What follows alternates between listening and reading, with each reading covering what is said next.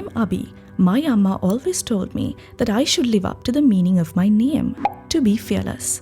Now, at 16 years, I understand the true meaning of this. Amma left home to work in the Middle East when I was just 2 years old. She visits as often as she can, but for most parts, I grew up with just Appa and my 2 brothers in Vaunia.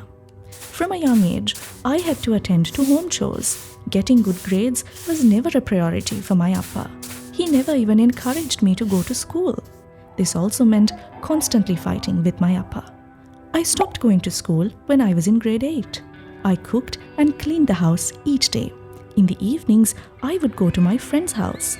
Her father was always around. He was always so nice to me, and I felt like he treated me like his own daughter.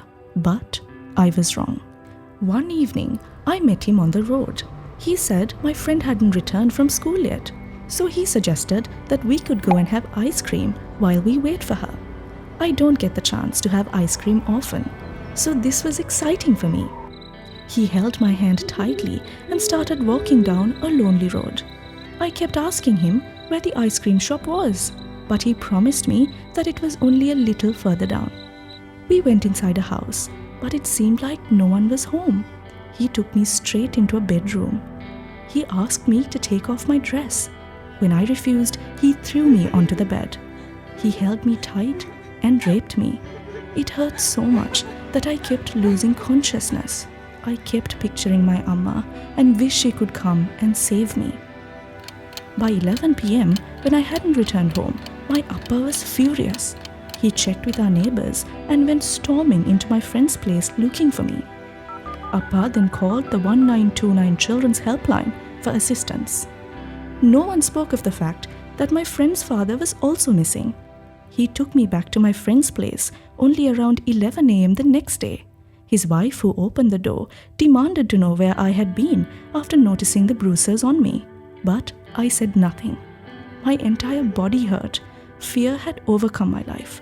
I didn't completely understand what had happened, but I knew what he did to me was wrong. Very wrong. The kind police officers who were informed of the incident took me to the Vaunia hospital where I underwent a medical examination.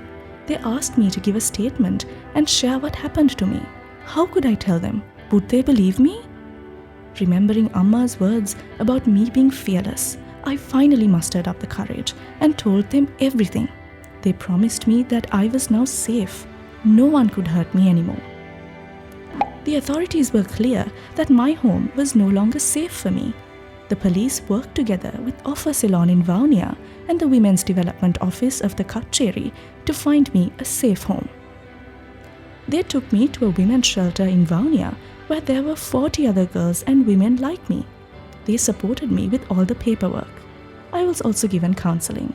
Finally, after months, I felt like I could be myself. I started my studies again, and I am determined to do well. I have also started helping out other girls like me who are at the shelter. Recently, the shelter has been facing some difficulties because of COVID-19 and the curfew that was imposed. Dry rations have been hard to come by, and support is running low. I hope things get better soon and this virus goes away. I sometimes think about my amma and appa. I know they tried hard to support our family the best way they could. I am determined to restart my life. I won't let fear define my life any longer, because I am fearless. Please seek help when you need to. Help is just a call away.